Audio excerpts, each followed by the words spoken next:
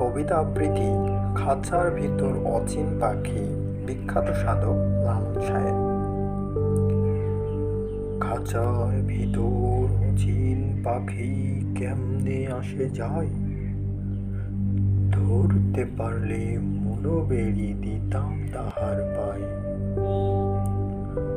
আট কোঠরি নয় দরজায় আটা, মধ্যে মধ্যে ঝলকা কাটা,